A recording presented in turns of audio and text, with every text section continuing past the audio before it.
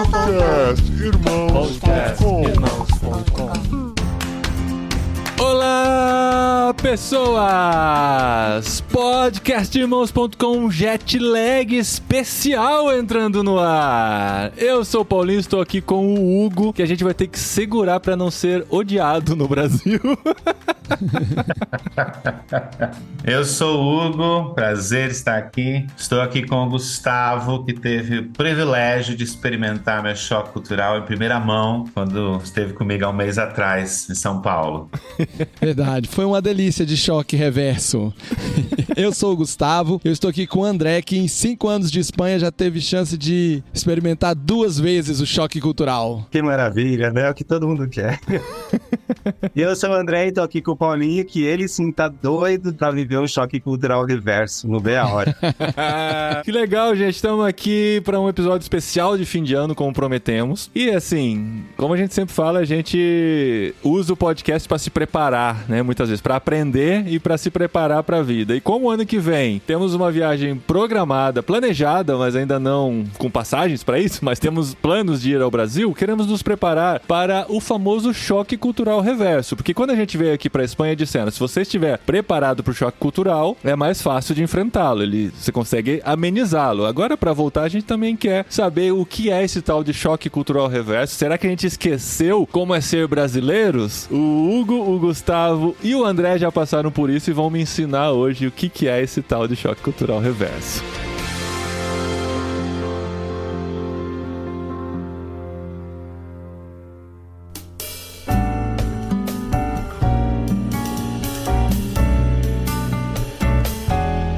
Bom, é isso, gente. Choque cultural reverso nada mais é do que a palavra diz, né? Você voltar para o seu país e viver um novo choque cultural, achando que você voltaria para o que você era antes de sair de lá. Quando você volta para lá, você percebe que você já não é mais aquela pessoa que saiu daquele país e o país também não é mais o mesmo depois desse tempo. Então a gente, quando volta, tem esse choque cultural. O André, como o Gustavo disse, já viveu isso 2 vezes, porque ele já voltou para visitar o Brasil por 2 vezes. Ele tá na Espanha já há 5 anos e já voltou pra visitar, mas só como visita. Mas o Hugo decidiu dar aquele passo hard, né? Eu vou voltar pra morar no Brasil simplesmente depois de viver 23 anos fora, gente. Olha a situação do menino. Que já não é mais menino, né, Paulinho? É, pois ele é, 23 anos. Gustavo, quando ele foi. deixa isso aí, Gustavo. Ninguém quer saber. A conta é simples, Hugo. Você decidiu ir, então você já era minimamente adolescente, você não foi com seus pais. E viveu 20, sei lá quantos anos. E já voltou, sinto muito, você no mínimo é da minha idade. Entendeu?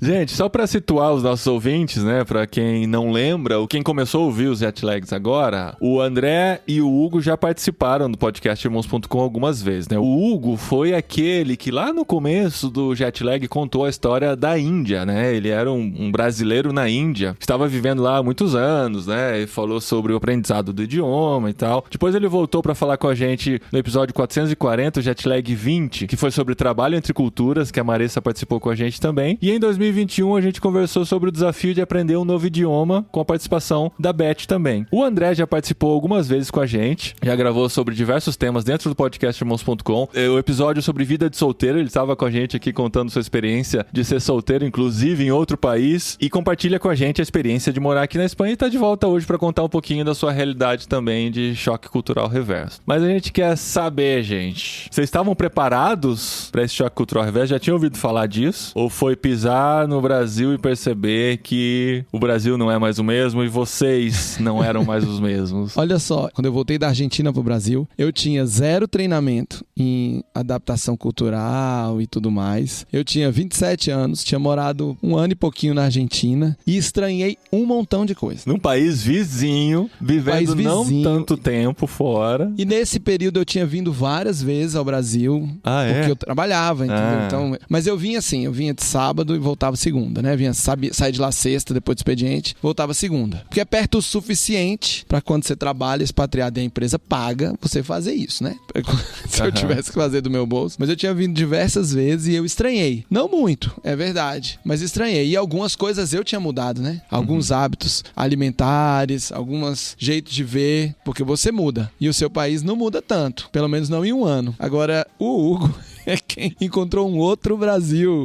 A gente pode começar pelos exemplos mais suaves desse choque cultural reverso? Pode, vamos chegar no hard, vamos dar um tempo pro Hugo se preparar. Deixa o Hugo se preparar. As lágrimas.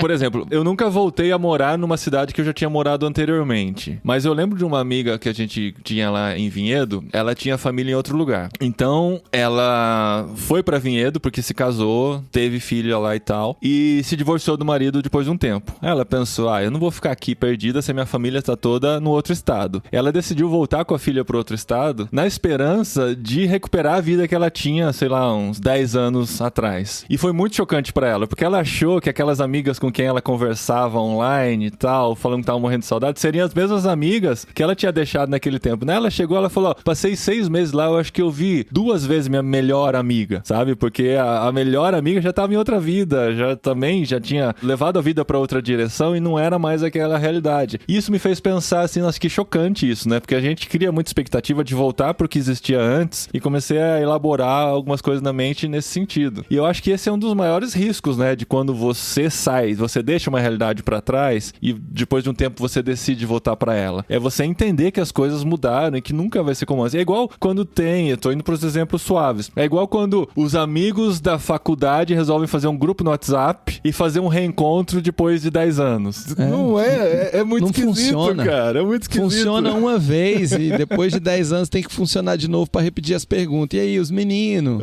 E aí? E lembrar das mesmas histórias da universidade e tal, que todo mundo já superou e recuperar traumas e tal. O negócio é que, como diz o mineiro, né? O trem andou. O trem andou pra todo mundo. O trem andou pra quem tá fora e o trem andou pra quem tá dentro. Só que andou pra direções diferentes. Exato. Cada um foi pra um destino diferente, né? E velocidades diferentes também. Porque você muda e você acha que, obviamente, ninguém mudou como você mudou, só que você não tem a noção de que eles mudaram, como ele falou, pra direções diferentes, em ritmos diferentes. E são pessoas diferentes, né? Não tem como.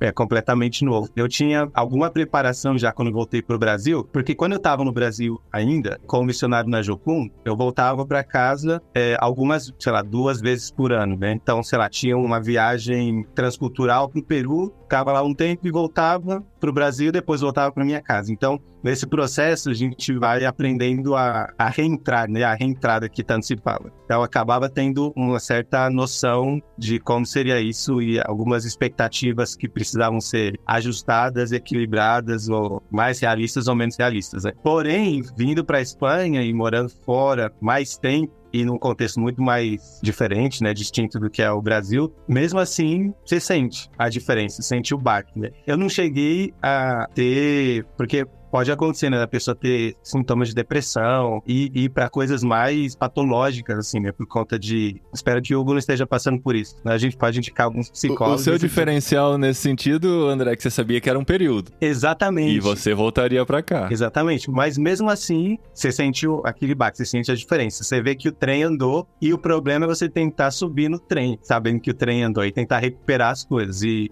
simplesmente tem coisas que não dá para recuperar e aceitar que é o diferente. Você tem que, sendo bom ou não, tem que engolir aquilo e caminhar pra frente. E você lembra algum exemplo de alguma coisa que te chamou a atenção quando você chegou no Brasil, depois de um tempo sem pisar lá? O que você falou assim, nossa, que diferente? Ou assim, como eu nunca tinha reparado nisso que acontece no Brasil, porque eu tava imerso nessa realidade? Isso de não perceber que era assim, me dá um pouco de vergonha de falar isso, porque parece muito... babaquice.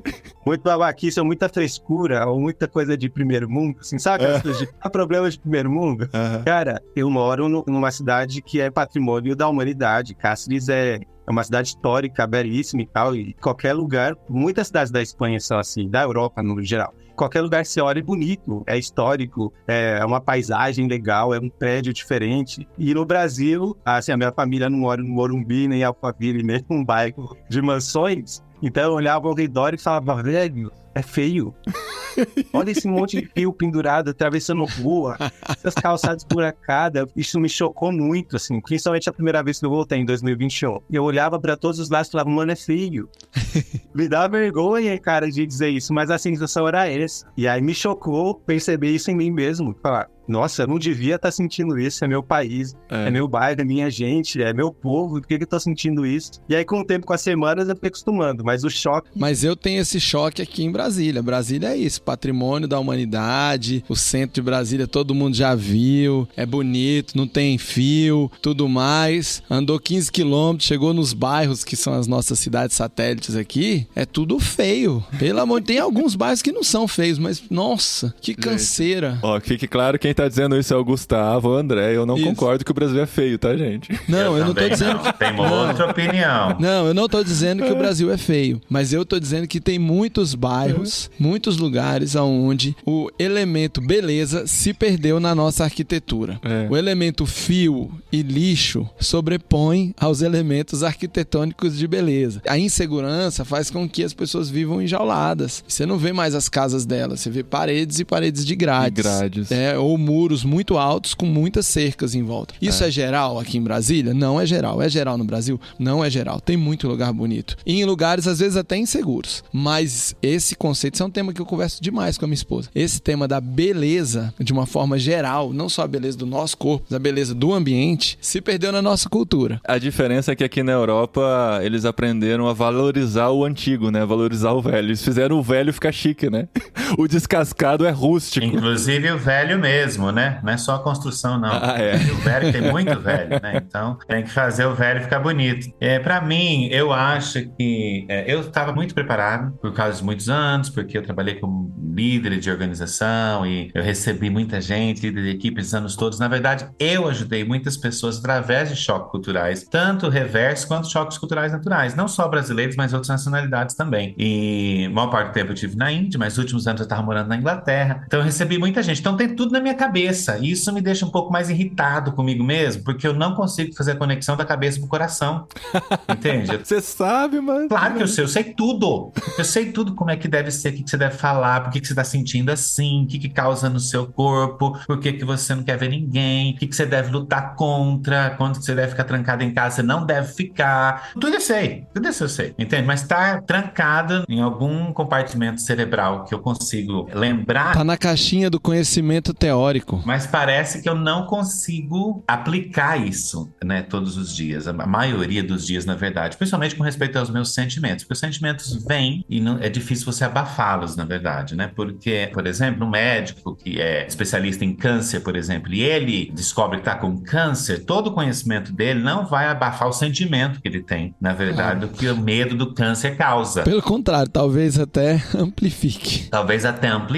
Então eu sei as consequências se eu não fizer isso, se eu não fizer aquilo, eu sei as consequências de eu ficar trancado em casa por 3 dias, se eu não falar com ninguém, todas essas coisas, né? Então eu tenho, sim, só que é aquela coisa, tudo me lembra, todos os dias, de que eu tô num lugar diferente, até as pessoas falam pra mim. Então, assim, não tenho saído muito, até porque eu tô numa cidade nova que eu não conheço muita gente, e as pessoas, assim, é impressionante, esses últimos 2 meses, uma das perguntas que eu mais ouvi é: e o senhor é de que país? Você fala português muito bem. O senhor é de onde? Tem a história clássica que você contou no Jetlag, né? Do táxi lá em Brasília. A gente virou até corte no Instagram, que o cara falou: nossa, você fala português muito bem, né? Quantas vezes você já ouviu isso desde que você chegou aí, Hugo? Não, então. Agora, quando eu falo assim, não, eu sou brasileiro, a pessoa fala assim, mas você tem um sotaque de gringo, você tem um sotaque de estrangeiro e tal, e coisas assim. Eu acho que é mais a cara de estrangeiro que você tem, Hugo. Acho que nem não, sabe o que eu estou descobrindo, Gustavo? É por causa disso. Eu estou aprendendo, mas eu desacostumei de cortar as palavras. Então eu falo as palavras inteiras. Então eu falo igual o povo do jornal. Eu não tô falando assim, tô com você. Eu não sei,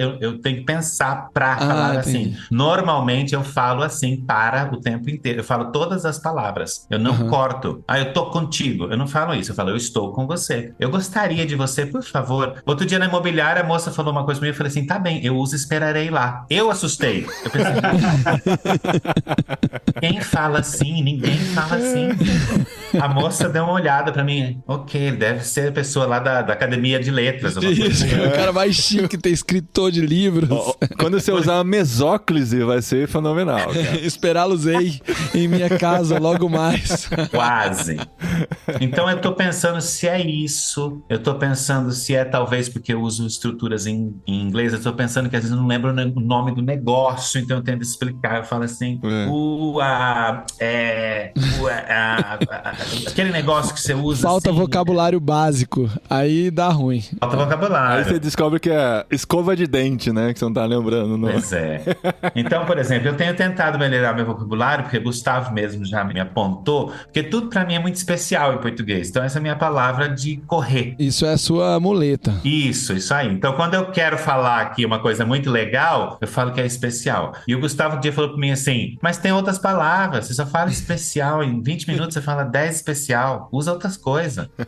Entende? Usa um sinônimo. Eu tava num táxi, por exemplo, Paulinho, e eu pensei assim, vou segurar meu né? Qualquer que seja sotaque, vou tentar falar igual mineiro, sei lá o quê.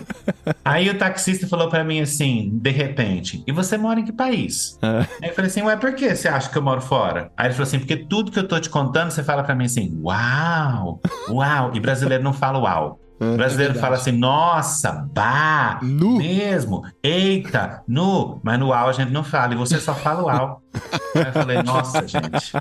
Rapaz, mas tem também. Mas você também encontra os caras com a sensibilidade idiomática, vamos dizer assim, né? Top. Parece. De alta Foi qualidade, o Uber em São Paulo. Pra ele perceber essa diferença, né? Mas é por quê? Porque eu faço muitas perguntas, então toda resposta fala assim: uau, que legal. Uau, que interessante. Uau, que especial. Então ele pensou: não. Eu vou te dizer, nós já estamos acostumados com sua forma de falar e não achamos mais estranho. Mas eu lembro a primeira vez que eu gravei com você, eu achei que você tinha sotaque mesmo. Então acho que nossos ouvintes estão escutando o podcast agora, estão falando: não, mas ele tem sotaque, por que ninguém reconhece? As pessoas que me encontram pela primeira vez, eu fui no posto de gasolina e o rapaz aqui falou assim: o senhor mora muito tempo no Brasil?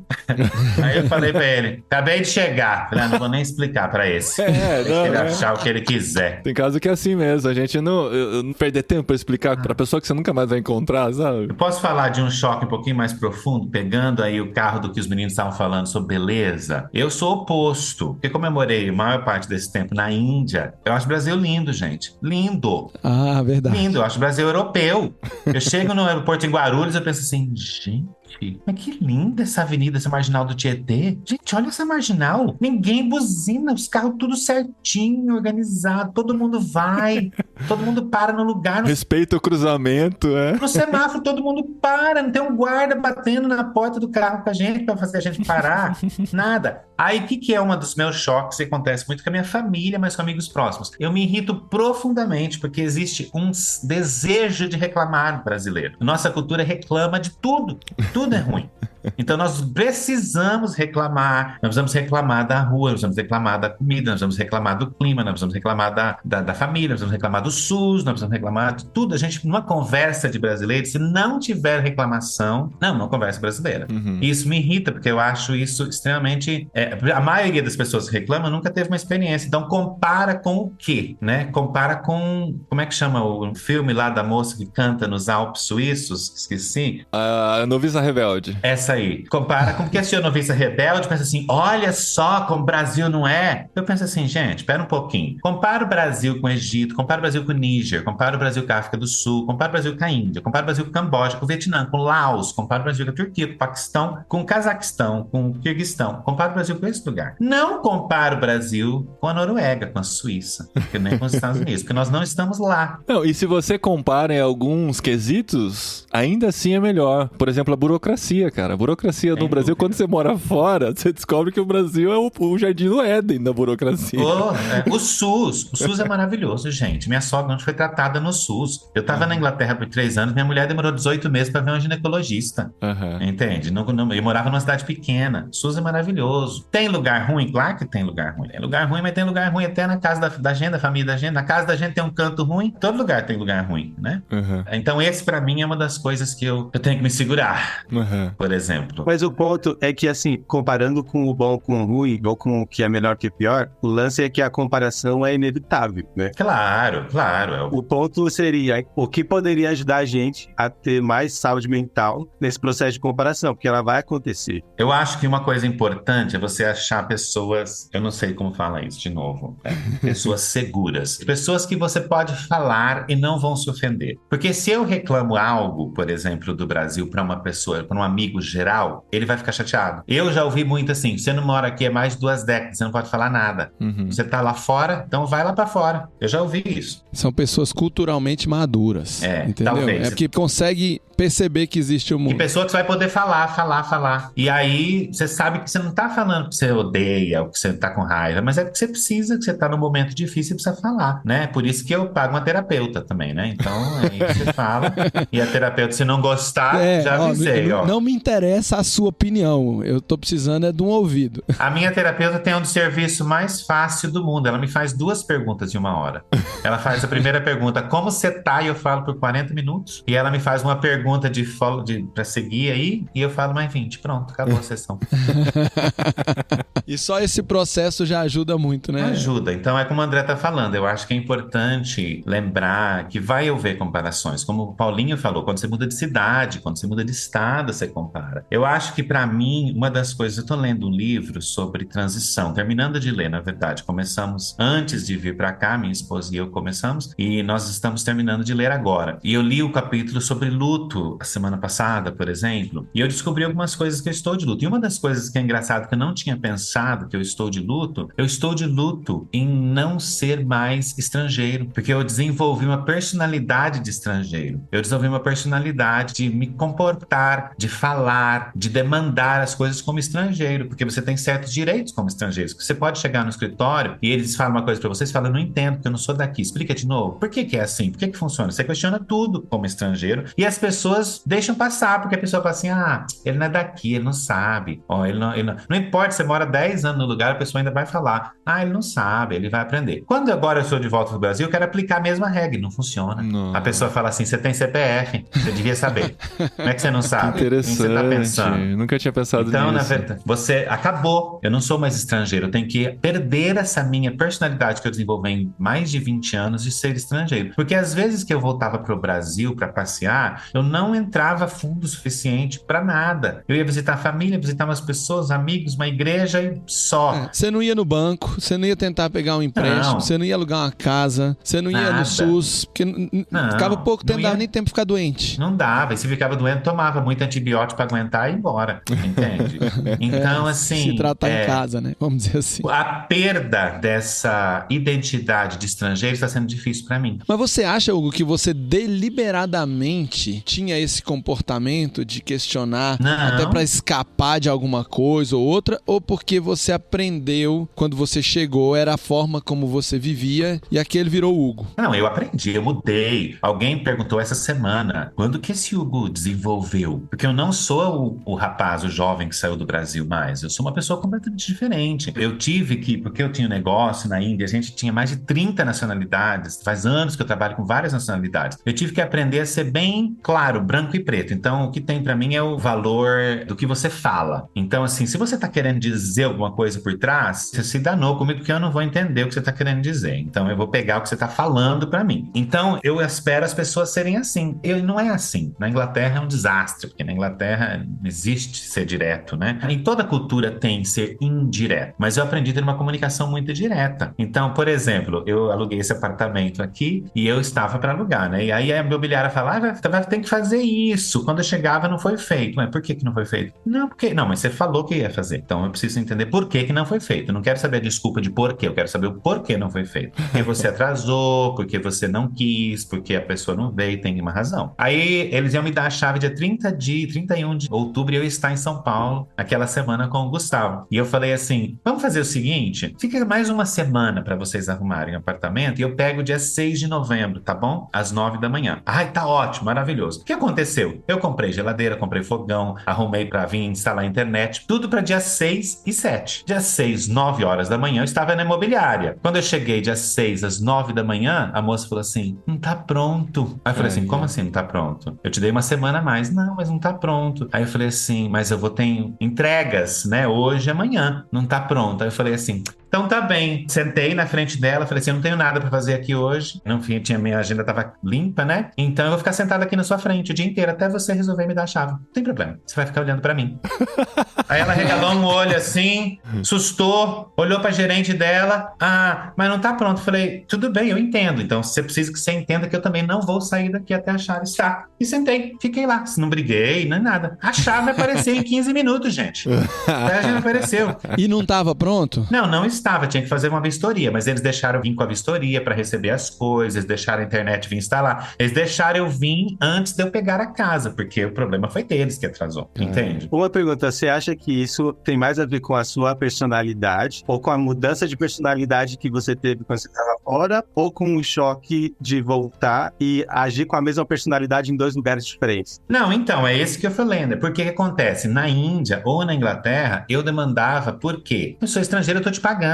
Eu não sou teu amigo, meu filho. Eu te paguei por um serviço e eu preciso desse serviço. A gente pode tomar 5 chai aqui, mas eu quero o meu negócio que você prometeu hoje. Paciência. Então, o que acontece? Aqui no Brasil não funciona. Aqui no Brasil, o que acontece? Se eu fizer isso, eu vou ser o chato, eu vou ser o arrogante, eu vou ser a pessoa que não tem paciência. Mas na Índia, não. Na Índia, se você fizesse isso, você não era o chato. Eu tava nem aí. Porque parece chato. Eu sou estrangeiro. Eu sou estrangeiro. Aqui na Espanha é diferente, porque se você agir assim como estrangeiro, você fecha todas as portas pra você. Sim. Como estrangeiro, você tem que meio que se submeter um pouco e vestir essa camisa de por favor, eu não sabia, então você pode tentar resolver pra mim. Aqui, bater de frente é fechar tudo. Eu também, André. Na Índia também, todos os lugares. É o que você pontou. Eu não sei como é que o Paulinho vai fazer, também vai ter que cortar isso aí, viu, do podcast. Por quê? Esse podcast não pode me queimar, hein, Paulinho? Pelo amor de Deus. Não, O que acontece, André? Eu tinha um negócio na Índia e eu lutava muito com a polícia e com o governo. Então foram anos de que se eu não me impusesse, não demandasse, se eu não fosse lá, batesse na mesa e falasse assim, não vou pagar propina, não vou, vocês têm que fazer o serviço de vocês, não vamos mandar embora porque vocês não têm nada contra mim, vocês não conseguiram nada contra mim. Pode procurar, pode vir fechar, que eu tô aqui, pode vir. Então eu criei um comportamento que não é eu, virou eu, obviamente, né? Mas eu fui obrigada a fazer isso, entende? Eu fui obrigada a fazer isso por causa do trabalho com a polícia. Claro que você vai na casa de um amigo, claro que você vai na casa de um negócio e tal. Meu ponto é, eu estou no Brasil, você chega, você quer alugar. Aí você tá cansado, você tá estressado, você não tem lugar, eu tô vivendo de mala 2 meses, o negócio atrasa. A minha primeira reação é assumir essa minha personalidade, entende? Só que a diferença foi que eu não fiquei bravo, não gritei, não batei na mesa, nem nada. Simplesmente falei assim, preciso hoje, não tenho o que fazer, não tem como cancelar as entregas, porque é tudo pela internet, vou ficar aqui até vocês resolverem. E vocês ficam aqui olhando pra mim, eu fico olhando pra vocês. Foi assim. Só que isso já foi suficiente pra assustar, na verdade, né? Mas eu concordo com você. Maior parte das outras coisas, como estrangeiro, o que eu ouvia muito na Índia e na Inglaterra? Você não tem direito nenhum. Você é um estrangeiro. Você não tem passaporte aqui. Você não tem esse negócio que o brasileiro fala, eu tenho direito, pode me dar, né? O brasileiro gosta de falar isso. A gente, como estrangeiro, não tem. Então eu aprendi outras maneiras de arrumar o meu direito, principalmente com a polícia, né? E com o governo, né? Mas eu acho, passando lá a experiência de passar 5 dias com o Hugo dando o Go Equipped lá e a gente saindo pra comer junto e caminhando junto e conversando e tudo mais, eu acho que essa falta de paciência do Hugo com o Brasil e o brasileiro não tem só a ver com quem o Hugo é, mas tem a ver com o fato dele estar chocado com a nossa cultura. E aí a nossa cultura, num sentido Brasil grande demais, lá da cidadezinha do interior que ele foi morar. Existem algumas expectativas naturais da população com relação a serviços a serem prestados. E o Hugo não tem essa expectativa, talvez por conta de tudo isso que ele acabou de explicar, mas tem um quê de isso aqui não é a minha terra, não é assim que é o jeito certo de fazer. Lembra quando a gente muda para outro país que a gente fica naquele, o que a gente sempre fala aqui, né, de choque cultural. Então, Paulinho, eu me lembro, os primeiros podcasts lá, quando o Paulinho tinha recém-mudado, era um choque cultural com toda a burocracia, que não era o melhor jeito de fazer, não é possível. Eu lembro que a documentação da Adri foi choque cultural atrás de choque cultural para poder vencer as etapas. O Hugo voltou para cá e aqui também tem a burocracia, é a mesma pode ser, coisa, que pode ser menor, mas aí ele tá chocado, porque, por exemplo, talvez, né, não seja só você ir na polícia e o cara da polícia tem autonomia para resolver. Talvez aqui na nossa estrutura do Brasil você tem que ir em 5 lugares, você tem que ir no cartório, você tem que ir na prefeitura, você tem que ir na hora VaptVupt, poupa tempo, depende do estado estado tem um nome, você tem que ir naquele lugar, aí você vai no negócio de energia, aí você vai no negócio da água, enfim, você tem vários processos burocráticos que nós estamos acostumados, que o Hugo não está mais acostumado, e ele não tem mais paciência. Ele não sabe mais resolver. Eu acho que esse choque cultural reverso tem muito assim, porque quando eu fiquei um ano fora, eu voltei, eu sabia resolver as coisas. O Hugo ficou 20 e quantos anos? 24, na verdade, né? Mais de 24 desde que eu fui pro meu treinamento, né? Eu saí do Brasil, mas eu saí em setembro de 99 e voltei em setembro de 2023. Gente, ele saiu daqui no século passado, sabe? A gente andava de carroça, agora a gente anda de carro. Fernando Henrique Cardoso era o presidente, cara. Você tem noção disso? Então, era um outro planeta. O sistema bancário era totalmente diferente. O Hugo já me fez um monte de perguntas. Gustavo, eu quero financiar uma casa. Os caras estão me perguntando isso. É isso mesmo? Se faz esse tipo de pergunta.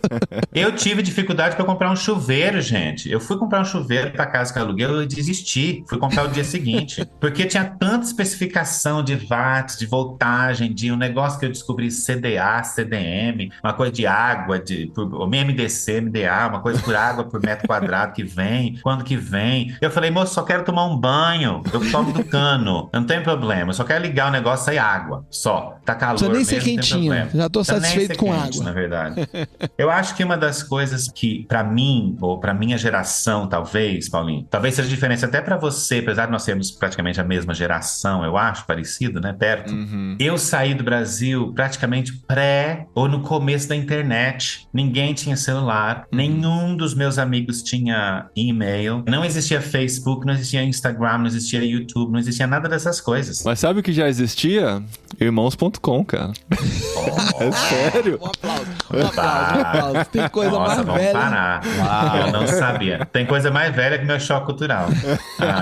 E o que acontece? Como eu fui fora disso, eu não fui. Hoje eu recebi gente esses anos todos. E o que acontece? O pessoal chega no aeroporto, liga pra mãe, liga pra tia, liga pra avó, liga pra aquela prima que não falava há 2 anos, mas como tá fora do Brasil, tem que falar todo dia agora, né? Eu, quando eu fiquei, os primeiros 2 anos que eu fiquei na Índia, eu falei com a minha mãe 2 vezes. A Alessandra não falou com a mãe dela, minha esposa. Eu falei com a minha mãe uma vez que meu avô faleceu, porque ligar era caríssimo. E eu fiquei uma vez que eu quase morri, que eu tive hepatite B e tifoide ao mesmo tempo. E minha mãe conseguiu o telefone e me ligou. Foram as únicas vezes. Então, eu não fiquei acompanhando música, não fiquei acompanhando série, não fiquei acompanhando nada, pregação do Brasil. Me desconectei. Quando a internet... Novela? Não. Quando a internet... Eu ainda lembro do Outro, né? Tinha o Outro. A Gata Comeu, né? Sassaricando, Que rei sou eu. Sassaricando, que rei sou eu. É verdade, essas coisas. Então, assim, chega aqui e fala assim, o quê? O Tarcísio Meira não é mais o galã do Brasil? Quem é o galã? Tony Ramos não é mais? Não faz mais novela? Então, assim, quem que é a Anitta, gente? A Anitta parece marca de xícara chinesa. Eu tenho uma Anitta em casa pra tomar café. Eu não sei o nome das coisas, das pessoas. Tem muita sigla nova, que a pessoa fala a sigla pra mim, eu falo assim, o que significa isso? Mas o que é isso? Aí a pessoa olha pra mim assim, como é que você não sabe? Né? Os planos de telefonia é diferente, a maneira como a telefonia funciona é diferente. Como cobra é diferente, né? Tudo é muito diferente, né? Então, assim, eu sinto que eu estou indo para o país que eu falo a mesma língua, só tenho que aprender expressões novas, que as minhas expressões são um pouco antigas, mas que eu não conheço a cultura. Uau. E eu só falo a língua. E é muito gostoso, porque me lembra. Eu tenho imagens assim. Lampejos. Nossa, que palavra você usou chique, glimpse? é outra palavra. Parece nome de criança, né? Vem aqui, lampejo. Vem aqui, deixa eu te apresentar. E tem lampejos, assim, como diz o Gustavo, de, nossa, eu me lembro disso, que gostoso ser brasileiro. Claro, a pizza é maravilhosa, você tá num lugar e você não tá preocupado com a hora, e coisas assim, né? Ainda mais... Então tem coisa que você tá gostando? Eu ainda não tinha ouvido você falar isso. Conta pra gente. O que é legal aqui no Brasil? Eu já liguei pros meus amigos na Inglaterra mostrando a feira, pensando assim, olha aqui, ó, tanto de fruta que nós temos, de comida, de coisa, tudo fresco, ó quanto custa essa manga, não custa R$10 uma manga ruim, que veio lá da Espanha verde, ou de Portugal, entende? Ou do Caribe. É fresca aqui, ó, não preciso comprar abacate, meu vizinho me dá. Ontem eu ganhei 5 litros de leite. Então essas coisas assim que... domingo eu também ganhei abacate. A vantagem de estar no interior e estar no Brasil, porque as pessoas sim são... O povo brasileiro é muito bom. Eu acho que uma das coisas que eu me irrito é ver a bondade que eu vejo do povo brasileiro e ver as pessoas reclamando do próprio povo. Nós somos bons, as pessoas gostam de ajudar uma outra, as pessoas são solidárias. Você pede informação, as pessoas te dão. As pessoas te ajudam. Se você precisa de um celular, olha, posso rotear do seu? A pessoa deixa. É impressionante. Sabe uma coisa que eu acho que eu vou sentir falta quando estiver no Brasil? E vou demorar pra me acostumar? É poder conversar entre família com a certeza de que ninguém vai entender na rua, sabe?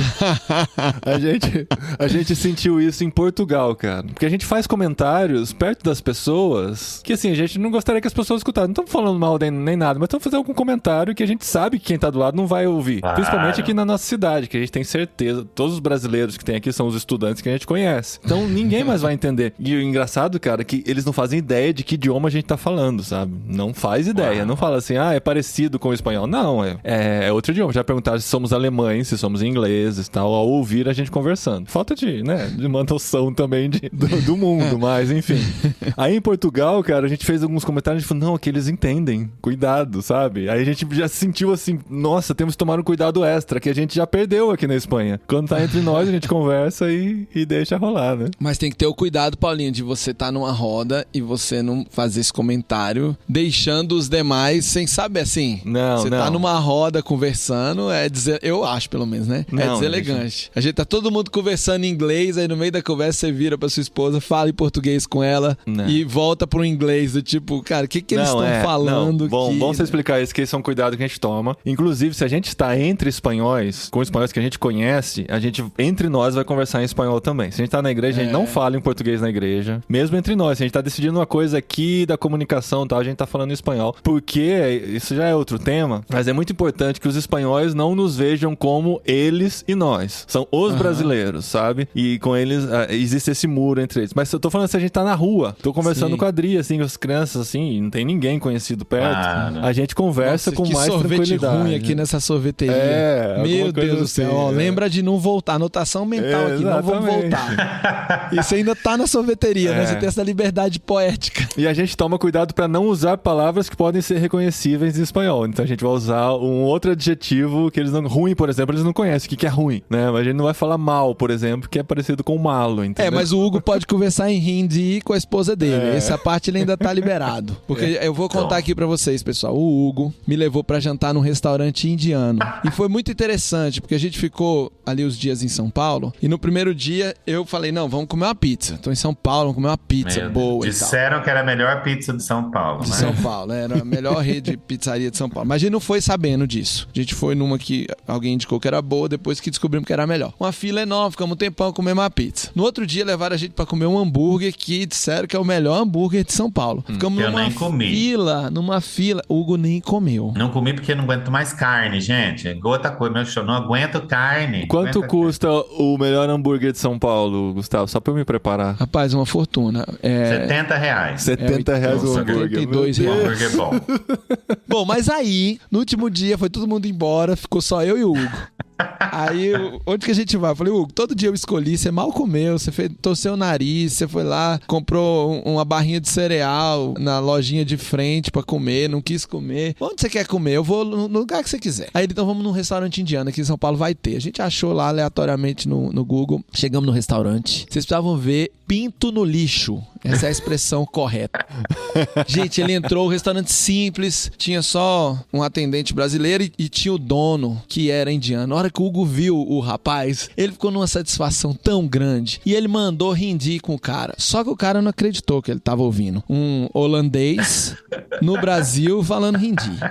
E aí o cara respondeu ele em inglês. Olha só que curioso. Ele falou em hindi, o cara respondeu em inglês. O Hugo ouviu em inglês e mandou de volta em hindi. O cara respondeu em inglês. Na terceira que o Hugo mandou em hindi, o cara mudou pro hindi. Aí eles papá, plá, eu não entendi nenhuma palavra.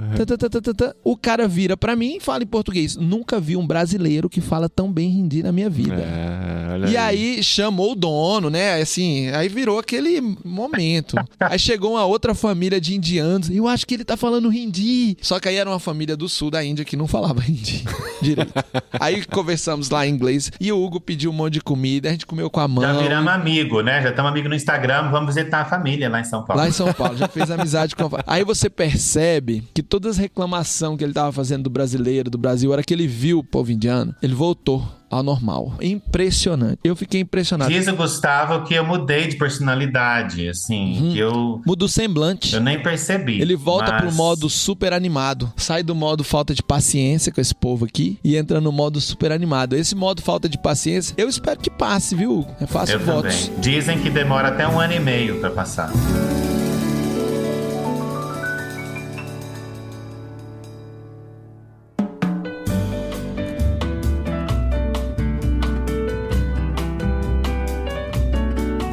Hugo, você passou 3 anos na Inglaterra antes de ir pro Brasil. Você considera que se você voltasse pra Índia, você voltaria mais pra casa do que voltando pro Brasil? Sem dúvida alguma. Olha só. Eu voltaria pra casa amanhã. Essa semana mesmo achei um dia muito difícil. Coloquei uma música em hindi pra ouvir. Ai, meu Deus do céu. Só me acabei de chorar no carro, escutando e cantando. E eu sei mais porque o que aconteceu? Na Índia, eu substituí. Tudo que eu sabia do Brasil, eu aprendi sobre os atores indianos, sobre cricket, sobre o mundo cinematográfico, tudo da Índia, para ter conversa com os meus amigos. Então, o povo se falava na década de 90, eu transferi isso para a Índia quando eu cheguei lá. Eu cheguei na Índia só em 2001, porque no caminho a gente aprendeu espanhol e fomos aprender inglês na Inglaterra. Mas eu cheguei na Índia em agosto de 2001 e saí definitivamente em agosto de 2020. Então, eu me apresento hoje como indo-brasileiro. É assim que eu me sinto. Então, por exemplo, quando você chega na casa de um indiano, outra coisa diferente que as pessoas vão perceber e percebem um pouquinho. Eu nunca recebi ninguém no Brasil, na minha casa. Eu nunca tive casa no Brasil. Eu morei com a minha mãe e depois eu morei com uma tia solteira e eu casei. 15 dias depois eu fui embora do Brasil. Então eu nunca tive casa no Brasil. Eu nunca recebi pessoas na minha casa. Quem recebia era minha mãe, minha tia, e eu tava lá. Eu aprendi a receber pessoas na Índia. Eu aprendi a trocar a lâmpada, trocar o pneu. Eu aprendi a fazer essas coisas na Índia. Eu aprendi a abrir conta de banco, mexer com banco, muito na Índia. Quando eu tava no Brasil eu tinha conta no Bamerindos, gente. Bamerindos não existe mais. Cara, que emblemático. A poupança isso. Bamerindos. Você lembra da poupança Bamerindos? Então, o que acontece? Na Índia, chega uma visita na sua casa, a primeira coisa que você faz é dar água pra pessoa. Você nem pede pra pessoa, você nem pergunta, você dá água pra pessoa. Você dá água. Aqui você dá o Wi-Fi. Wi-Fi. Aqui no Brasil você dá Wi-Fi. Aqui você espera a pessoa pedir, né? Ou oferece. Ou aqui, se você fala assim, quer um cafezinho? A pessoa fala assim, não quero, não. Eu fiz isso semana passada. Veio 2 pessoas aqui, a gente acabaram de mudar no apartamento, visitar minha sogra, na verdade. Vieram com a minha sogra. Eu falei assim, quer um cafezinho? A pessoa assim, não quero, não. Eu falei, quer sim, uma delícia o café. Uma delícia o café que eu comprei. Quer sim, só um pouquinho. Não tô tomando muito café. Não tem problema, eu faço pouquinho pra você experimentar. Fui lá e fiz uma xicrona desse tamanho, pessoa. Não tomei, não. Não aceitei, não, como resposta. E pra mulher, eu fiz um chá. Já que ela não ia tomar café, eu fiz um chá. Mas tomaram. Tomaram na minha casa. Porque na Índia você não tem não como resposta. Você vai fazer e pronto. Você vai tomar o chá e você vai comer o que quer. Mas aqui em Goiás também não é assim, não. Aqui em Goiás é comida o tempo inteiro. Chegou, comeu. Claro, né? Então, assim, como o Gustavo tá falando, essas coisas, né, de mudanças, né, e de você perceber quão diferente você mesmo é, na verdade, né? E o país também é. Como o André falou no começo, o trem foi para estações e a ritmos e a destinos diferentes. Então, nós todos estamos no futuro, mas eu estou num futuro diferente do que os meus amigos, do que eram meus amigos e que ainda são meus amigos, mas na verdade, às vezes não sabem muito como se relacionar com essa nova pessoa, que online, por Zoom, por WhatsApp era super legal, mas de repente aqui em pessoa, entende? Não é tão assim, porque não tem tanta paciência. Ao vivo não é tão legal, né? É porque aí você começa a ver a vida da pessoa integral, né? Não só a vida instagramal, né? Que aí claro. A vida não é tão legal. For pensar assim, né? Como eu era há 20 anos, né? Lembrar de quando eu namorava com a Adri, a cabeça que eu tinha, sabe? As coisas que eu pensava e tal, cara, é outra pessoa, né? Se as pessoas esperam encontrar o Hugo de 20 anos atrás e você mesmo esperar encontrar os seus amigos de 20 anos atrás, eles não existem mais, cara. É muito louco isso, é muito bizarro. Aceitar isso, né? Igual você falou, a cabeça até entende, mas aceitar isso com o coração deve ser muito pesado, né? E assim, uma análise que eu tenho tentado fazer gente, todos nós crescemos emocionalmente, né? E uma grande parte parte disso. Nós somos influenciados pelo nosso ambiente, pelo ecossistema, pelas coisas ao nosso redor. Então, apesar de o Brasil ser um gigante, nossa cultura ser muito variada, nós temos, assim, um bloco, né, uma televisão, uma internet que é muito profundo para explicar as palavras que eu preciso. Que bate nas pessoas ao mesmo tempo, praticamente vindo das mesmas direções. Então, os estímulos de crescimento são os mesmos. Vocês aí na Espanha, eu na Índia, na Inglaterra, tive outros estímulos de crescimento que os brasileiros não tiveram. Então, outros raios solares, outras coisas culturais, outras coisas da internet, da televisão, bateram em mim e me fizeram crescer para lados que os meus conterrâneos brasileiros não receberam, né? Então, eu me desenvolvi em áreas que as pessoas que estiveram no Brasil não desenvolveram, mas o brasileiro desenvolveu em áreas que eu não desenvolvi, porque eu não estava aqui. Então, o nosso movimento é diferente. Então, quando isso se encontra, não encaixa, né? E se você encontra uma pessoa que não tem muita paciência, talvez também, ou que acha que, você devia saber, porque você é brasileiro. Que conversa é essa? Como é que você não sabe, né? E aí você tenta explicar que você não tava, né? Aí, ou que eu escuto mais aqui, nossa, que chique. Quando o pessoal fala assim, você veio da onde? Eu tenho feito assim, as pessoas perguntam pra mim, de onde você veio? Eu olho pra minha mulher, se eu tô com ela. Porque ela vai falar assim, São Paulo, porque ela nasceu em São Paulo. Que é mais fácil do que explicar. Eu falo assim, a gente acabou de chegar aqui há 2 meses. De onde? Aí tem os curiosos, né? De onde? Aí quando você fala da Inglaterra, o pessoal, nossa, que chique. Aí eu já jogo a Índia no meio, né, pessoal? Então, assim, eu tô tentando avaliar essa questão do crescimento emocional. E tem outra também, você se preparou muito, você estuda muito o tema, só que não depende só de você, né? As pessoas que estão te recebendo também vão criar expectativas. E lidar com isso é o mais difícil, né? Porque eles não têm obrigação nenhuma de ter estudado o tema e se preparar para sua volta, né? Mas para quem tá escutando a gente agora e tá tendo o privilégio de ter acesso a essas informações, você que tá vendo isso na pele, fazendo papel de entrevistador aqui, ó. Vai lá. O que você diria, o conselho você daria para quem tá no contexto de que tem alguém vivendo essa experiência agora? Porque assim, você no seu dia a dia, você não vai ter paciência de explicar isso para alguém. Assim, faça isso ou faça aquilo, mas o que você diria? Para quem tá recebendo, né? Para quem tá recebendo. Que a pessoa não é um brasileiro como seu vizinho, ou a pessoa não é o brasileiro amigo, parente que você deixou quantos anos quer que seja atrás. A pessoa não é mais. A pessoa mudou. A pessoa não... mas você gostava desse sabor de pizza? Não gosto mais. Mudou porque eu descobri o mais gostoso. Mas você gostava desse pão dessa padaria, mas eu descobri que esse pão não é o mais saboroso, é meio duro. É que você só tem esse que você gosta. Mas eu descobri outros, então eu não gosto mais. Nossa, mas você gostava desse croissant que eu fazia, mas eu descobri que não era croissant. Era uma massa de pão seca que você fazia em formato de croissant e você falava que era croissant e não é croissant. Então eu não gosto mais. Porque a pessoa mudou, nós mudamos, né? As pessoas mudam. E uma coisa que me abençoa é quando as pessoas fazem perguntas. Eu acho que uma das tristezas é saber assim, poxa vida, eu dei metade da minha vida. Eu tenho 48 anos e 24 eu estive fora. Eu dei metade da minha vida fora para um serviço que eu ainda acredito. E as pessoas me encontram, somente às vezes na igreja, e não querem nem saber. A pessoa não faz nenhuma pergunta de como foi a sua vida, ou valeu a pena. E não é pergunta fraca assim, o que você achou do pronunciamento do presidente? Ou eu não sei, nem vi, gente. Nem sei quem é o presidente direito ainda.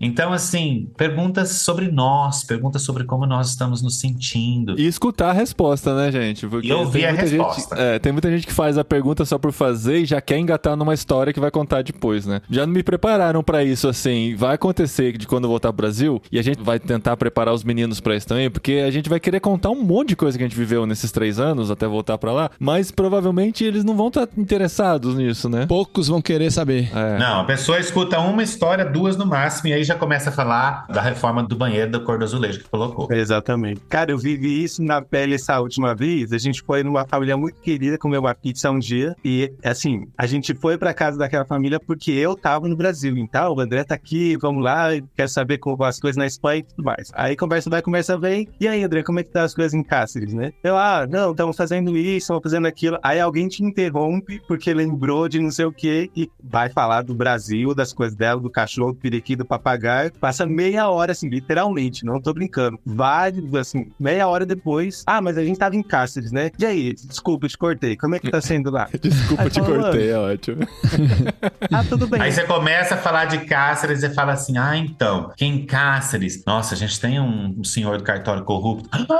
Corrupto, que você não viu aqui no Brasil. Você aí rouba sua história de novo. O Brasil sempre ganha. O Brasil sempre é pior. melhor. O que eu aprendi com relação a isso, assim, a gente tem contato com o Brasil ainda, né? Graças a Deus a gente tem internet, tem o Zoom pra conversar e tal. É sempre dar uma resposta curta na primeira pergunta. Se você sente que a pessoa realmente tá interessada e quer desenvolver, você vai desenvolvendo um pouquinho mais, sabe? Agora, você começar a contar uma história que é longa, que vai ter um monte de desdobramento, e você sabe que você não vai conseguir passar de 2 minutos de história, nem começa, sabe? Porque vai ser desanimador, né? Mas de qualquer jeito, essa sensação desse desinteresse é algo muito ruim. É muito ruim. Porque como o Hugo tava falando, fere, machuca. Assim, não porque a gente tá, no meu caso, como missionário, bom, todos nós aqui, que você tá dando sua vida e tudo mais, não por esperar um reconhecimento ou uma expectativa ou etc. Mas, no fundo, acho que é uma questão de você se sentir valorizado, né? É uma questão humana, não é questão missional, é uma questão humana. De que as pessoas estão interessadas em mim e eu tô conectado com as pessoas. E quando não existe isso, machuca. E aí, o que aconteceu, por exemplo, na segunda vez que eu fui pro Brasil, é já ir com essa expectativa muito mais baixa. Então, como é que estão as coisas em Cáceres? Ah, tão bem, então tá trabalhando com isso, aquilo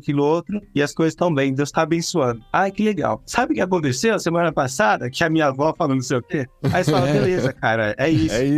É isso. Você abre mão dessa valorização, desse reconhecimento. E aí você se priva de sofrer. Porque no fundo, às vezes, o que as pessoas querem saber, às vezes eu sinto até uma certa sinceridade. Tem gente que só quer saber que você tá bem. Alguns apoiadores meus, mantenedores, eles enviam dinheiro, não sabem em detalhes o que eu faço, mas eles sabem que eu estou trabalhando e que eu estou bem e que, sabe, aleluia, glória a Deus, continua. É o suficiente. E algo também interessante, André, uma grande parte das pessoas não estão preparadas. Eu tive uma conversa com uma amiga minha ontem, de muitos anos, que treinou comigo e trabalhou no Egito muitos anos. E ela estava falando para mim, na verdade, eu que vim de um país que é o 11º mais perseguido do mundo, né? A maior parte trabalhei lá e tal, e coisa assim. Então, assim, eu estou acostumado para um evangelho, para uma conversa, de que qualquer momento você está preparado, a polícia vai vir, alguém vai vir te dar casa, você tem que tomar cuidado com seu vizinho, você não pode cozinhar carne, porque senão alguém vai escutar e ver, e todas essas coisas. O estresse aqui é diferente, não existe esse estresse aqui, não existe essa preocupação. O nível do que as pessoas, na verdade, vivem, uma grande parte, na verdade, das pessoas vivem. Essa questão da insegurança que o Gustavo falou no começo, é muito a nossa mídia, joga muito com isso, para nos fazer ficar com mais medo, na verdade, do que a plena realidade é. Então, muitas vezes as pessoas não estão preparadas emocionalmente para ouvir dos desafios, ou para ouvir das situações, ou para ouvir que você vai numa cidade. A pessoa quer ouvir e falar assim, numa cidade de 40 mil habitantes, não tem crente, e tem assim, 100 igrejas.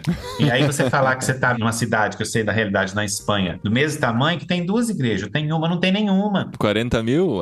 Tem muitas aqui que não tem nenhuma. Muitas. É porque essas coisas também confrontam, né? Assim, choca o cristianismo da pessoa, né? De alguma forma. Então, as pessoas não querem ouvir. As pessoas não querem ouvir, não estão preparadas para ouvir isso. Então, por isso, quando você começa a ir mais profundo, existe um corte emocional automático. Porque eu não estou preparado para ouvir isso. Porque, na verdade, eu estava achando que a gente estava numa situação ruim. E você está me falando que nós estamos bom e que eu estou errado esse tempo todo. Não quero ouvir isso, não. Uau.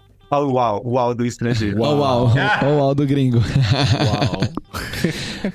E o espanhol não fala uau, isso que é pior.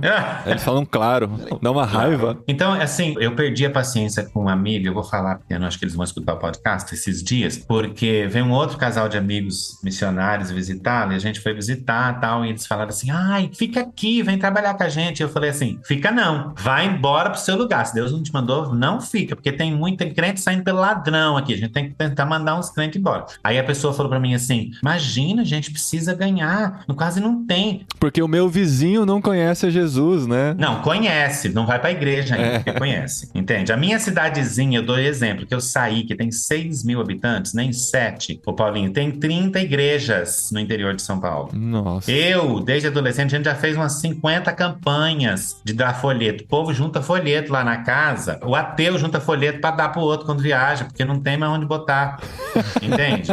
Então, assim, claro que existem regiões ribeirinhas, existem regiões no interior do Nordeste, existem áreas amazônicas, sem dúvida. Existem missões urbanas, existe uma igreja na Cracolândia? Não. Existem áreas difíceis? Claro. Não estou falando que eu não concordo com a pregação do evangelho onde quer que vocês estejam. Mas é aquela questão, né? Quando você... a questão do evangelho é uma questão. Quando você é confrontado, o SUS é outra questão. O pessoal fala que é ruim. Quando você é confrontado que é bom. A burocracia, como vocês estão falando. Quando você é confrontado que é bom. Não que é bom, mas que não é tão ruim quanto outros países, né? A educação. Esses dias alguém falou pra mim assim, olha que absurdo, o Brasil saiu em penúltimo numa pesquisa de como eram as escolas do país do mundo. Eu falei, quantos países? 50. O Brasil é o número 49. Eu falei, você sabe que tem mais de 200 países, né? Então significa que o Brasil ainda tá 49 de 200, não de 50. Porque esses 50 era Canadá, Suíça, Noruega, Finlândia. Aí assim. Então o pessoal não pega comigo essas coisas, porque tem que me dar a informação completa, né? Eu sei de uma história dos pais de uns amigos que são missionários e que durante 18, 20 anos, mais ou menos o mesmo tempo que você, eles moraram em diversos países. E aí chegou o tempo que eles entenderam que era o tempo de voltar para o Brasil. Os filhos deles estavam crescidos, já estavam vivendo suas vidas, alguns inclusive trabalhando com missões em outros países. E quando eles foram planejar voltar para o Brasil, diferente de você, que ainda tem os seus parentes aqui, né? Tem a mãe da Alessandra, tem a sua mãe, enfim, tem alguns outros parentes. Eles se encontraram na seguinte situação: a gente não tem mais quase nenhum parente morando lá. A igreja que nos enviou, o trem dela também andou pro outro lado. A gente não tem mais um relacionamento com essa igreja. Apesar de que talvez ainda existisse sustento sendo enviado. Mas não tinham, eles vinham para visitar e não tinha mais um relacionamento. O pastor já tinha mudado, os crentes já tinham mudado, porque uns tinham morrido, outros tinham mudado mesmo de cidade, de igreja, enfim. Era uma outra igreja, era um outro cenário. Eles desistiram. E eles foram fazer a aposentadoria dele em outro país, porque não conseguiram encontrar no Brasil a identidade deles para voltar para a casa. Porque é mais fácil continuar como identidade de estrangeiro. É mais fácil continuar sendo estrangeiro. E para os nossos amigos missionários, tent makers ou missionários tradicionais, como que a gente pode planejar isso para não deixar isso acontecer? Eu vejo especialmente com os tent makers que como a pessoa foi para um outro país porque ela arrumou um emprego, sabe? Nem sempre a igreja pensa que ela arrumou um emprego porque ela quer ser sal e luz lá naquele outro país, naquela outra região. Muitas vezes é só porque foi o lugar que pagou melhor, entendeu? Nem sempre paga melhor, né? Mas enfim, o sentimento, a sensação que tem é que foi porque quis, porque foi porque tá trabalhando lá. E rapidinho a relação vai ficando frágil com a igreja. E como que essa pessoa mantém essa relação com o país, não só para diminuir o choque reverso, mas para pelo menos deixar uma porta aberta para esse momento de voltar? O que você fez para isso? Ou o que você já viu fazer? Eu estabeleci talvez contatos e relacionamentos fortes. Eu investi em relacionamentos pesados. Eu invisto na questão da comunicação, né? Tanto por e-mail quanto por agora, né? A questão de mídia social, WhatsApp, essas coisas. Eu investi em pessoas que não necessariamente eram meus amigos antes, mas que se tornaram amigos. Eu conheci na jornada, por exemplo, e tinham interesse, tinham coração. Nós, né, Hugo? Gustavo é um amigo. Se eu falar pro Gustavo assim, eu sei, não tô falando isso aqui online, se for errado, o Paulinho vai cortar. Se o Gustavo falar que não é verdade... Se eu falar pro Gustavo assim, eu tô mal, Gustavo, não tô bem, eu preciso sair daqui, eu posso vir ficar aí na sua casa uma semana, um fim de semana? Eu tenho quase certeza que o Gustavo vai falar, pode. Então eu tenho várias pessoas assim no Brasil, pelo Brasil, que eu posso falar assim, eu preciso ir. Na verdade, eu estou tendo que rejeitar propostas desse pessoal falando que eu vá pro Rio, pra Goiânia, pra Brasília, pro Nordeste, pra Santa Catarina, pra São Paulo, outros lugares, pessoas que querem nos receber, sim, vem. Eu arrumo um lugar pra você ficar, vem ficar uma semana, vai ficar um mês, se você quiser, né? Então isso tem nos abençoado demais. Tem pessoas, aquela coisa, eu acho que nós temos que tomar muito cuidado para não tacar pedra. Eu sempre falei para missionários amigos meus, né? Tacar pedra, tem não sei se tem em português, tem um ditado que fala sobre você não morder a mão que te alimenta, né? Cuspir no prato que comeu. Então, não cuspir no prato que comeu, porque esses anos todos fora, eu fui sustentado pela maior parte pela igreja brasileira, por irmãos que me abençoaram. Então, assim, o sistema, uma igreja, essa igreja, aquela igreja que eu conheço, perdeu visão, ficou como o Gustavo comentou, mas sempre vai haver o remanescente, sempre vai haver aqueles que amam, sempre vai haver aqueles que te amam, sempre vai haver aqueles que vão te receber. Assim, tem uma ilustração de uma pessoa tá num penhasco, morrendo, e tem um amigo lá em cima, e a pessoa gritando pro amigo, fulano, me ajuda que eu vou morrer. Deus me ajuda, fala pro meu amigo receber. E tem uma outra pessoa que passa e joga uma corda, e a pessoa olha e fala assim, quem é você? você. Não te conheço. Não, mas deixa hein, vai que você me solta. E a pessoa não aceita e acaba morrendo. E aquela outra pessoa desconhecida era quem Deus tinha mandado para enviar. Às vezes a gente fica procurando o reconhecimento, o conforto, a palavra de alento de alguém que a gente acha que devia dar, mas Deus está dando atrás de outra pessoa. Mas porque você não está recebendo daquele lugar, você não recebe do outro, não quer receber do outro também. Então eu tenho tentado procurar encontrar de qualquer lugar. E para mim é relacionamentos firmes, é investir em relacionamentos, como eu faço com o Gustavo. Mensagem, tem reunião. Por quê? Gustavo não é mantenedor? Não. Gustavo ora por mim? Nem sei se ele nem tem tempo de orar por mim. Entende? Então, mas o Gustavo ficou meu amigo, Gustavo é meu amigo. Então eu não preciso só de mantenedor e intercessor, eu preciso de amigos que me conhecem no meu momento de fraqueza, no momento que odeio essa pizza, quero comer uma comida indiana. Entende? Com a mão, partiu. E vamos embora com a mão. Comeu com a mão, feliz, tomou um suco até que não gostou, mas tomou.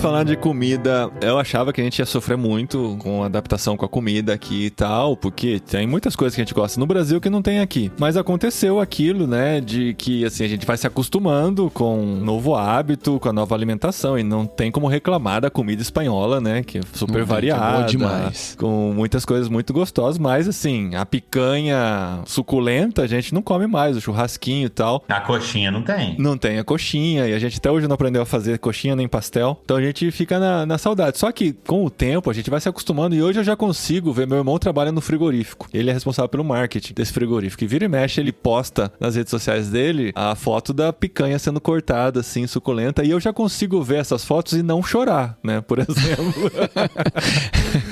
É um processo, né? Já não choro mais, sinto só vontade, mas chorar. Chorar já não, mas eu sei que quando eu for pro Brasil e provar de novo, vai voltar toda essa emoção. Você, Hugo, foi pra lá há muito tempo e teve que se adaptar a uma alimentação, inclusive não só que não tem carne de vaca, que a carne de vaca é proibida de ser comida, né? Pela religião deles. Voltar pro Brasil, comer, você falou que não aguenta mais comer carne, né? Porque por 20 anos você desacostumou a comer carne. Como é que foi essa readaptação à comida brasileira? Você tem sentido também esse choque? Interessante você estar falando, por exemplo, já faz um pouquinho mais de 2 meses que eu voltei. Eu não comi nenhum churrasco ainda. Nem fui em churrascaria, nem comi churrasco. Isso é uma falha na sua biografia, né? Verdade. Nos seus amigos também, né, gente? E não tenho vontade. Então, assim, eu comi arroz e feijão por 3 dias seguidos. Dá um negócio assim que eu começo a pensar assim, meu Deus do céu, eu não quero comer nada. Eu vou comer um iogurte hoje pra desinfectar, pra desintoxicar. Fazer um detox. Engraçado, minha sogra ontem tava falando com o meu cunhado e falando assim, eu tô muito mal, tô muito doente, tô muito ruim, eu preciso de arroz e feijão. Preciso comer arroz e feijão todo dia. Eu pensando assim, meu Deus do céu. Eu não posso falar nada, porque eu não acredito mais nisso. Eu não acredito mais em arroz e feijão. Não acredito mais em arroz e feijão. Então, por exemplo, eu e minha esposa, a gente come arroz e feijão talvez uma vez por mês, gente. 2 vezes por mês, máximo. A gente comia como uma comida de um país essa que era aqui. Então, aqui, acho uma delícia, por exemplo, pizza, porque a gente tem assim, umas que põe em cima da pizza aí. Recheio, apesar de ser Nossa, falar cobertura. Em cima. Não é cobertura? Não. Cobertura de pizza, que, meu Deus, não tem lugar nenhum. O pessoal falta assim, o pessoal moe a unha do frango, mistura com queijo, põe acerola e granola e a outra ola aí. Essa pizza tá parecendo o caldeirão da bruxa. Cara, e come, é uma delícia, é uma coisa impressionante. E não, na Inglaterra, na Índia, tinha assim 3, 4 recheio aí, era o que tinha e pronto, né, o tempo inteiro. Então, maravilhoso, os nossos lanches, prensado, lanche da praça, do interior, essas coisas assim. Mas no receio, assim, de que a comida mudou muito. E eu acho difícil ir pra casa das pessoas um pouco, porque se você tá alguns dias na casa da pessoa e você fala a pessoa assim, eu não quero comer, ou se eu tô na casa da minha mãe, ou alguma coisa, a pessoa fala assim, mas você tem que comer arroz e feijão, porque brasileiro que diz, você não comer arroz e feijão, você vai ficar doente. Não é comida, né? Passar mal. Não é comida. Como é que você come pão? Como é que você come iogurte? Como é que você come só um tomate com alface aí? Não tem uma carne, gente? Como é que você come arroz e feijão? É abobrinha? manteiguinha, que isso, gente? Põe um ovo nessa comida, pelo menos, pra dar uma proteína, né? Então é lutar com esse estigma também. Meu irmão veio com a minha cunhada aqui para a Espanha e teve um dia que ela comentou, então hoje eu queria comer comida. Eu falei, o que é comida? Defina comida, né? Se for arroz e feijão, na Espanha não tem comida, né, gente? Pois é. E pra você, André, como é que foi? Você passou menos tempo longe e voltou de férias. Você voltou com esse desejo incontrolável de provar tudo que você não comia há muito tempo ou já estava mais acostumado com o novo cardápio? Não era um desejo incontrolável, mas eu tinha a minha listinha de coisas que eu queria aproveitar que estava no Brasil para poder comer, porque estando aqui seria mais difícil, né? Então, inclusive, essa conversa aqui tá me lembrando que eu trouxe canjica do Brasil e tô guardando ela. E agora que o tempo tá frio, tá me dando vontade de comer canjica. Vou fazer a canjica aqui. Quando eu vim pra Espanha, eu não vim com esse apego à comida brasileira. Então, pra mim, não ter arroz e feijão nunca foi problema. Eu não costumo ter saudade das coisas do Brasil, da comida, né? Que é bom, assim. Eu tenho saudade das pessoas, de algumas pessoas. Mas da comida em si, pra mim, sei lá, não ter arroz e feijão, não ter isso, não ter aquilo. Então, quando eu fui, era assim, quero aproveitar que tem, porque tem. Tem gente que se apega tanto, né, e faz o seu cardápio ser completamente do país de origem. E eu acho isso péssimo. Um problema, você nem aproveita o que tem ali no país e fica sempre caçando feijão, caçando isso, caçando aquilo. Sim, eu acho interessante. Isso foi mudando. Não era assim. Eu era mais ou menos, eu achava assim, as coisas brasileiras maravilhosas. Achei os primeiros 10 anos vindo visitar, ou indo do Brasil, eu vinha visitar, eu chegava no aeroporto, queria comer uma pizza e queria comer carne, queria comer churrasco. E depois, quando eu voltava para a Índia, eu levava uma mala de mais de 20 quilos só de coisa. Eu já cheguei a contrabandear até carne seca, bacon, farofa, pão de queijo, polvilho, tudo que você possa imaginar. Até flocão de milho, que eu nem comia isso no Brasil, mas eu levava porque eu queria comer. Até as coisas que eu nem... Vai que dá vontade, né? E isso com os tempos. Tanto que a última vez que nós fomos, não quis levar nada. Eu levei nem café, porque tinha café já bom, já tem café bom na Índia, na Inglaterra, que pega brasileiro. Então, eu não levei nada. Eu fiquei impressionado. Pensei, meu Deus, não tem nada que eu quero levar. Mas foi uma mudança gradual. Um processo, né? Tanto que você disse os primeiros 10 anos, né? Eu vinha com listinha, igual o André. Eu vinha com listinha. Eu quero comer isso, quero comer isso, quero comer isso, quero comer isso. Eu quero comer lá e comer suspiro de bar. Aquele suspiro assim. Eu quero comer canudinho, aquele canudinho velho. Com doce de leite.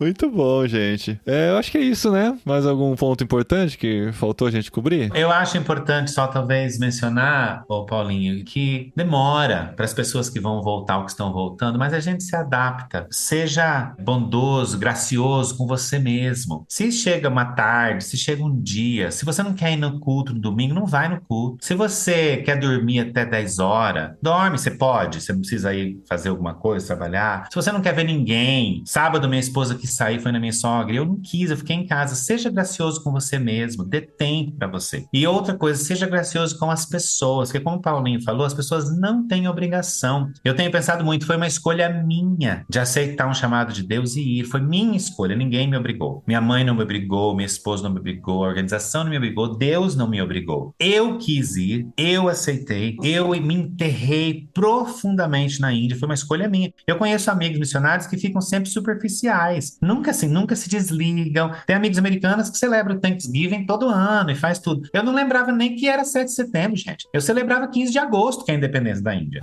Entende? Então, assim, feriado, por exemplo, aconteceu essa semana, teve o dia da consciência, da escravitude, da... Consciência negra. Consciência negra. Eu se levantei cedinho e fui pro banco. Eu fui descendo e pensando, gente, tudo fechadas. Por que tá tudo fechado as lojas? Cheguei no banco, tudo fechado. Aí uma pessoa lá na porta falou assim, meu filho, é feriado hoje. Pensei, mas gente, ninguém avisa que é feriado.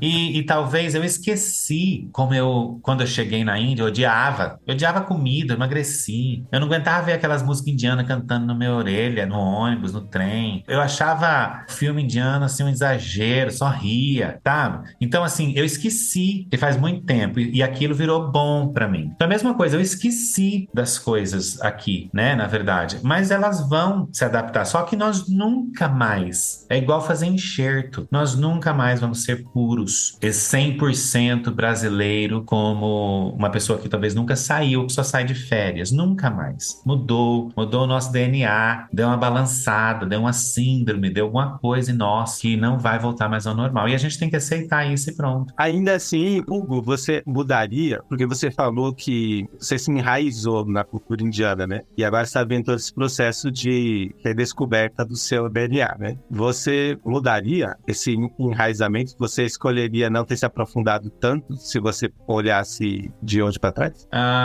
Eu acho que não, porque as portas, as oportunidades que isso nos abriu foram maravilhosas. E as pessoas se sentirem em casa, sabe? As pessoas virem, meus funcionários, meus alunos, pessoas que vinham em casa, se sentir que eles não estavam na casa de um estrangeiro. Tava, porque era diferente, que tinha coisa diferente, claro. Mas a forma de tratamento, a maneira de tratamento, né? Não nos abriu mais portas do que... Eu acho que mesmo assim eu ouvi, por causa da minha aparência, por eu ser muito branco, o povo sempre achou que o Brasil era na Europa, né? Não importa quando, era na Europa. Do lado ali da Polônia, entre a Noruega e a Alemanha, era por ali o Brasil. Então eu sempre ouvi de ser estrangeiro, mas eu abria minha boca, o meu maneirismo, né? Aí as pessoas se assustavam um pouco, porque não combina a cara com o maneirismo, com a boca, né? O Gustavo falou, meu maneirismo mudou no restaurante, né? Na verdade. Foi. Se eu comparar com amigos, com pessoas que eu conheço, que não se enraizaram, que não aprenderam a língua, que não aprenderam a cultura, que não aprenderam a maneira certa de você oferecer comida, de você convidar alguém, a maneira certa de você dar a sua opinião, a maneira certa de você participar de uma discussão profunda, seja teológica, hindu, muçulmana, cristã, o que quer que seja, ou política. Se eu comparar os dois, eu não mudaria a minha experiência, não. Apesar da dor que isso me causa hoje. Agora no retorno, né? Mas se a gente tá fora, né, por amor a Deus e ao povo local, é nada mais justo e esperado do que você fazer parte o máximo possível daquilo, né? A gente começar a ser tratado como um espanhol, por mais que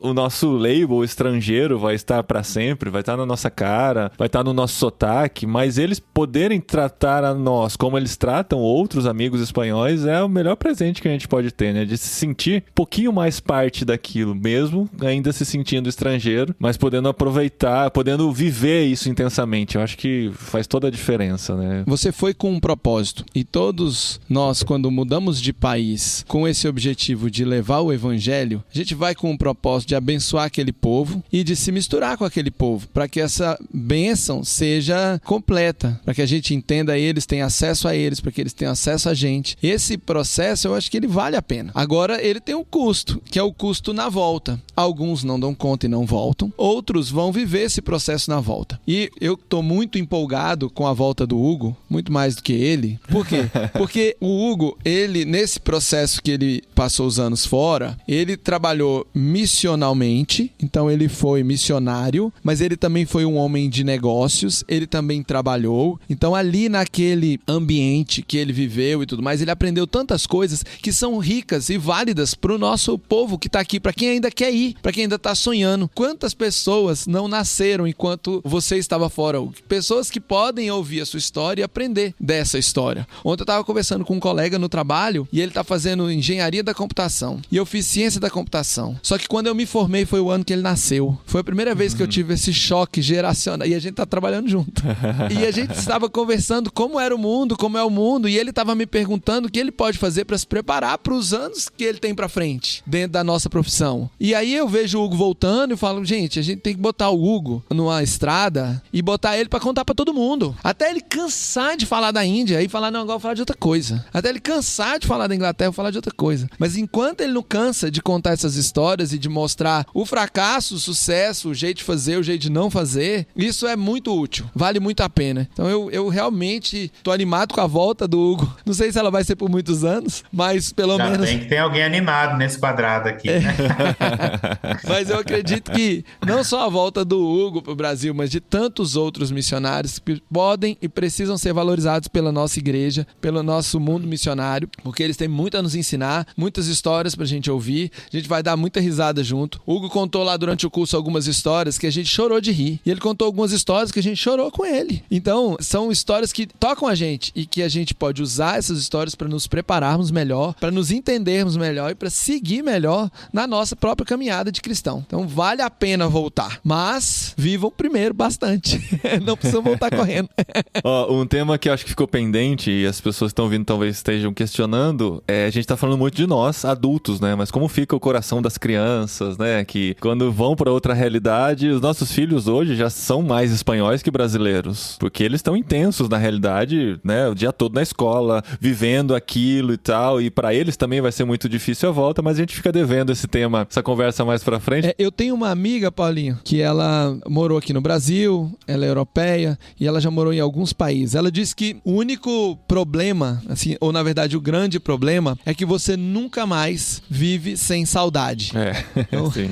Foi pro outro país e voltou, você tem saudade do outro país. Foi pra outro, você tem saudade do seu. Então a saudade é um novo sentimento que você vai viver com ele eternamente. Você sempre vai ter saudade. Já era. Uma vez que você decidiu sair, já era. Já ligou esse negócio que não tem mais volta. Esse negócio da saudade. E aí essa saudade é que a gente conversou bastante hoje aqui, né? Que a saudade, às vezes, ela fica parada no tempo e a gente tem saudade de uma realidade que não existe mais. A gente tem que aprender a lidar com isso. Ou, às vezes, nunca existiu, né? A gente tem essa também. Porque, às vezes, a gente sente saudade de um negócio que não era daquele jeito. A nossa cabeça que criou daquele jeito. Construiu. É o cuidado que tem que tomar. A minha esposa, por exemplo, eu tive uma conversa com ela essa semana, minha última história aqui. Ela sempre sentiu saudade do Natal. Por quê? Porque quando a gente saiu, o Natal dela, o quê? Antes de casar. O irmão mais novo antes de casar, o irmão mais velho tinha crianças pequenas, né? Então, pais e tal. Natal vinha todo mundo e era uma coisa muito, muito forte, né? E esses anos todos fora sempre foi assim, ai, na época do Natal, que saudade da família. Nós voltamos e vai ter o Natal. O que acontece? Meu cunhado mais velho, os filhos dele já casaram. A minha sobrinha vai ter nenê. Então, eles têm as famílias deles. Nós somos tios-avós, quase. Minha sogra é avó, que ficou longe, porque eles agora têm sogra e sogra. E você não viaja passar todo mundo na casa da avó, porque não, na verdade, né? Porque você tem que negociar a família. Uma família dá, outra família não dá. Eu tava falando pra ela, a gente tava conversando esses dias, essa imagem de 30, 25, 26, 28 anos atrás, que seja, não vai mais acontecer. Não é real. E não é porque é ruim ou porque não era bom. Era bom, mas as coisas mudaram. Então você volta também, você descobre uma realidade que ela não é porque ninguém é ruim ou nada, mas porque a vida mudou e não tem mais como acontecer daquela maneira como você sentiu saudade. Então você tem que lidar com a frustração daquilo que você sentiu saudade e você pensar assim, um dia eu vou voltar e vou experimentar de novo. Aí você descobre que você não vai experimentar de novo, porque acabou. Aí entra o luto, né? Que você falou que vocês estão vivendo vários lutos. Aí nós estamos vivendo vários lutos, porque morreu. E você tem que aceitar que morreu, porque não vai voltar, não tem como voltar à vida, como alguém que morreu. E você tem que chorar o luto mesmo, você tem que sentir a dor, da tristeza. Não tem o que fazer. Nesse clima super lá em cima, a gente finaliza o episódio. Todo mundo muito empolgado para voltar.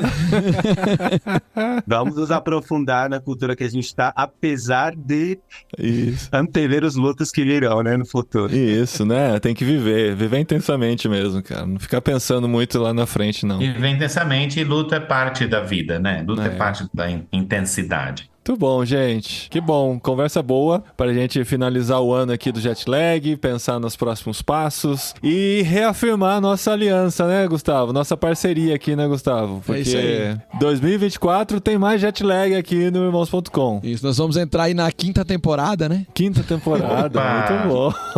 Não, nós vamos entrar na 6ª temporada. Na 6ª temporada. 6ª temporada. Olha isso. Do nosso Jetlag. Tentando desbravar novos países. Esse ano a gente conseguiu uns bem diferentes aí. Foi legal, retrospectiva muito boa. Pois é, não ficamos só na Europa, que é o mais fácil de achar gente. Só que eu já tentei vários países diferentes, mas os países que tem muita perseguição, as pessoas não querem gravar, né? Tem gente lá. A gente tem essa limitação, né? Tem gente, mas a gente não pode dar muitas especificações. Igual quando a gente gravou do Oriente Médio, por exemplo, a gente teve que dizer Oriente Médio, porque tem algumas dificuldades nesse sentido. Mas enfim, a gente vai continuar buscando, vai continuar tendo conversas muito legais por aqui, contando com vocês, contando com o André, contando com o Hugo, compartilhando suas experiências sempre por aqui também. Um prazer, gente. Muito obrigado. Um prazer sempre estar aqui. Um prazer te conhecer, André. Um prazer estar juntos com amigos. É muito, muito especial. A amizade é algo que vai para a eternidade. Eu acredito que é um presente de Deus, que começa aqui e vai até a eternidade. E nossa responsabilidade é cuidar delas, né? Então é muito bom. Isso aí. É isso aí. Já dizia Pequeno Príncipe, né? Prazer te conhecer também, Hugo. Valeu, Gustavo. Valeu, Paulinho. Tamo aí, 2024. Tamo que tamo. Bom, Paulinho, a gente já tá com um monte de planos pro 2024. E aí no nosso primeiro jet lag do próximo ano, eu trago a programação da Tente pro próximo ano. Tivemos um ano muito, muito legal. Fizemos várias coisas. Tivemos vários treinamentos, várias promoções. Muita coisa aconteceu. E assim, eu tô bem grato a Deus por esse tempo da Tente esse ano. Remontamos o time, trouxemos novas pessoas e fomos longe. E temos muitas expectativas pro ano que vem. No próximo jet lag vem aí boas notícias. Agora vamos celebrar o fim desse ano. Gente, o jet lag volta no dia 23 de janeiro com um episódio especial. Nós vamos fazer uma caixinha de perguntas jet lag. Vamos abrir no perfil de irmãos.com no Instagram e no perfil da Tente Brasil, Brasil Tente, no Instagram. Vamos abrir para perguntas lá e eu e o Gustavo vamos responder essas perguntas nesse episódio especial do começo do ano, explicando conceitos. Se você não lembra de algumas coisas, se você quer saber mais, se quer saber de oportunidades, faz a sua pergunta lá nos nossos Instagrams, que a gente vai responder no dia 23 de janeiro aqui no podcast irmãos.com Jetlag. Beleza, gente? Beleza. Um abraço. Valeu. Grande abraço. Valeu, pessoal. Até mais. Mas semana que vem tem podcast irmãos.com ainda, viu? Não acabou, não. Opa.